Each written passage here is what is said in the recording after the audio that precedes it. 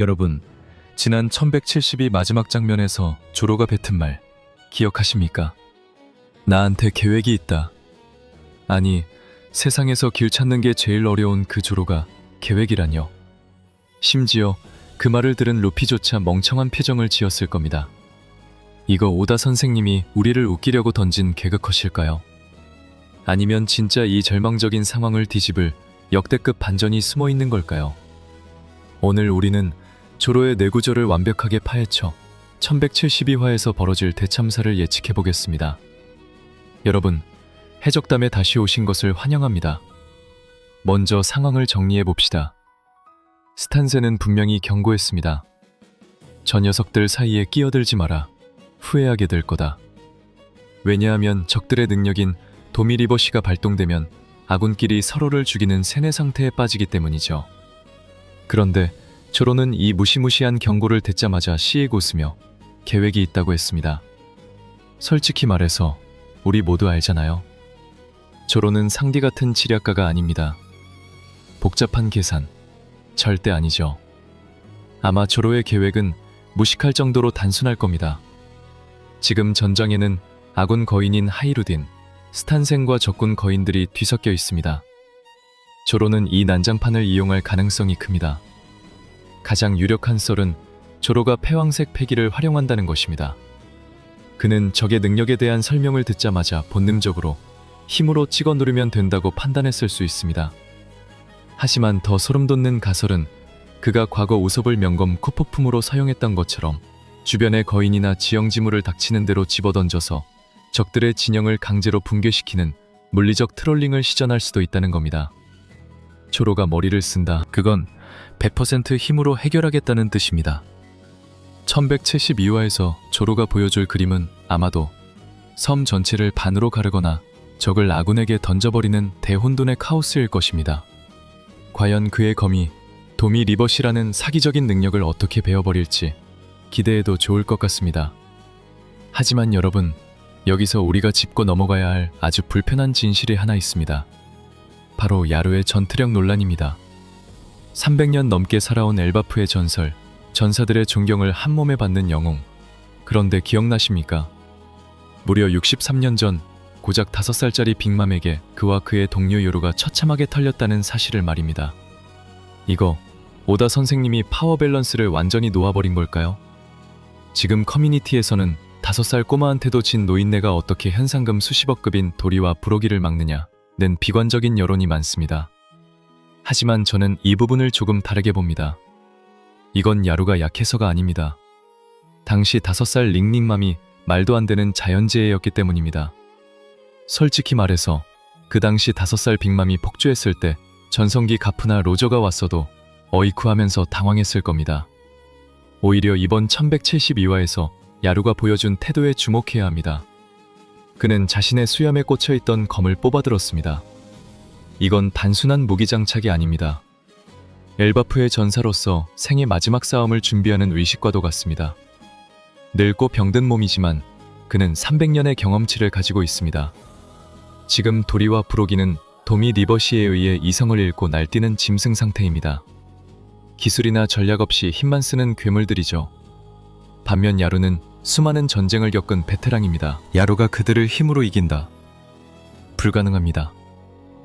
하지만 그들을 막아서고 시간을 벌어주며 자신의 목숨을 바쳐 후배들에게 길을 열어주는 그림. 이게 바로 오다가 그리는 노병의 품격일 것입니다.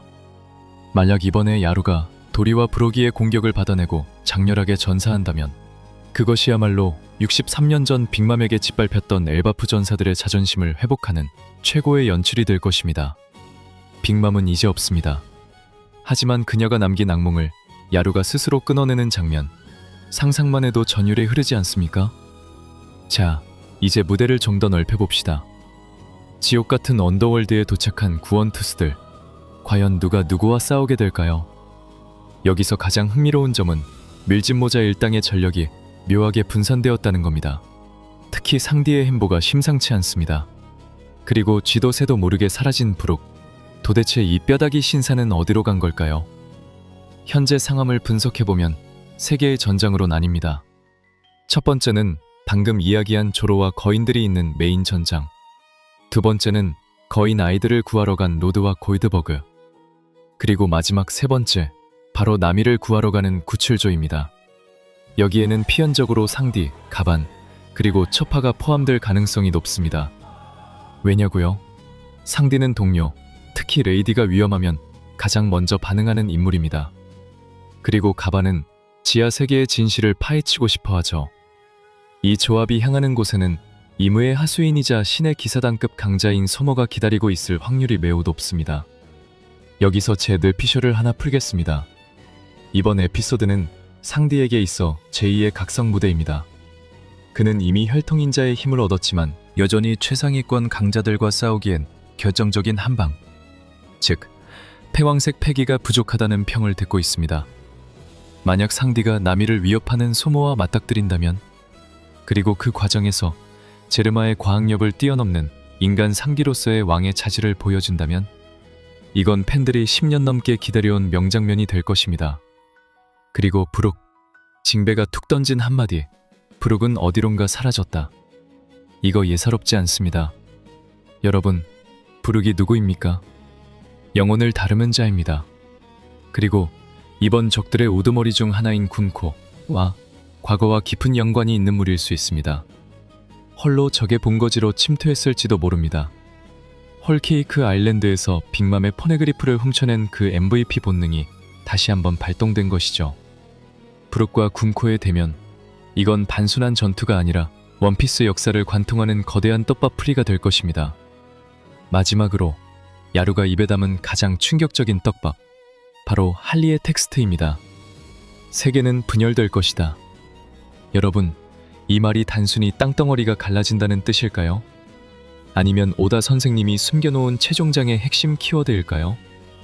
저는 이 대사를 듣는 순간 온몸에 소름이 돋았습니다. 사실 원피스 세계관은 이미 물리적으로 분열되어 있습니다. 네드라인과 캄벨트가 바다를 동서남북으로 갈라놓았죠. 그런데 할리가 굳이 분열될 것이다 라고 예언한 것은 이제부터 시작될 사상적 대분열을 의미하는 것일 겁니다. 지금 세계는 오로선과 이무가 지배하는 질서라는 이름의 감옥, 그리고 루피와 형령군이 추구하는 자유, 마지막으로 검은 수염이 원하는 혼돈으로 완벽하게 찢어지고 있습니다. 야루가 하랄드 왕의 진실을 숨기고 거짓말을 해서라도 로키를 지키려 한 것, 그리고 세계 정부에 선전포고를 한 것, 이 모든 행동이 바로 그 거대한 분열의 신호탄입니다. 여기서 우리는 원피스의 진정한 의미를 다시 한번 깨닫게 됩니다. 분열된 세계, 그렇다면 그 반대말은 무엇입니까? 바로 하나로 있는 것입니다. 물리적으로는 레드라인을 파괴하여 4개의 바다를 하나로 만드는 올블루, 사상적으로는 조이보이의 의지를 이어받아 전 세계를 거대한 연회장으로 만드는 것. 결국 할리의 예언은 곧 루피가 해야 할 과제를 명확히 보여주는 장치입니다. 1172화부터는 이 분열이 가속화될 것입니다. 엘바프의 참전은 단순한 지원군 합류가 아닙니다. 세계대전의 시작 버튼이 눌린 것입니다. 여러분, 안전벨트 꽉 매십시오.